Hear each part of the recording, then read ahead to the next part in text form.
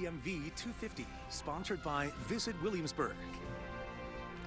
Many of you have family heirlooms, including dinnerware that's been passed down from generation to generation. But there's some fancy china here in the DMV that says a whole lot more about America's 250 years. In this week's DMV 250, I went behind the scenes at the National Museum of American History to see what these plates say about the outsized role of women at the White House. At this nearly 800,000 square foot museum on the National Mall, America's history is front and center. Sometimes hidden in this history are women.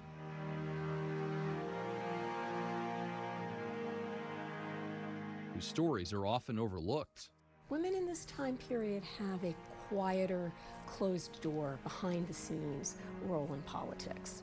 Those roles are on display here at the National Museum of American History in the First Lady's exhibit. There are portraits and 24 gowns from the Smithsonian's almost 100-year collection.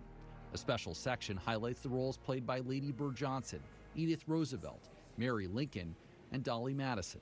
The Smithsonian, we tend to think of First Lady as being not necessarily, it's not really about your marital status, It's about a job. Lisa Graddy is the museum's curator of political history. Everything from political campaigns to women's suffrage and women's rights to protest and reform. We got a behind-the-scenes look at some of the exhibit's most prized artifacts. These are pieces of White House china. There are conscious choices to the style in which you entertain, everything from the china service to the food that you serve.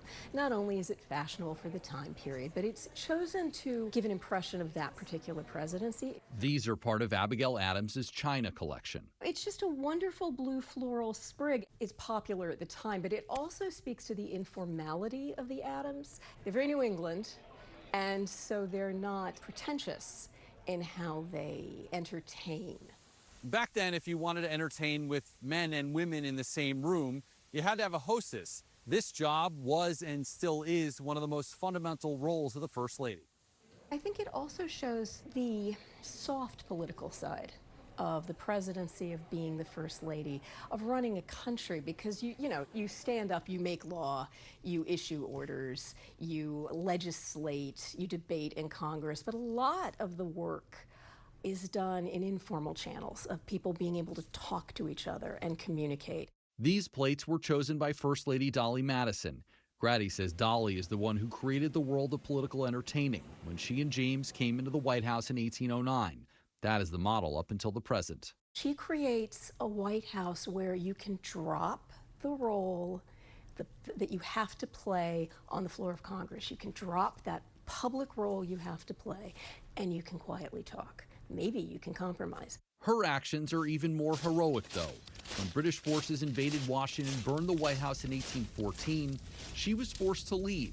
But before leaving, she directed enslaved and free workers to ensure a portrait of George Washington was carried away to safety. She's not going to be terrified. She's not going to run. She's going to be able to manage and control and do what she needs to do, as are the servants in the house, as are the enslaved workers in the house. What does this stuff say about how we got here? The decoration of the White House in general showed the moves through democracy. This is what women and soft diplomacy and soft power bring to the White House in a time where they're not expected publicly to have any power.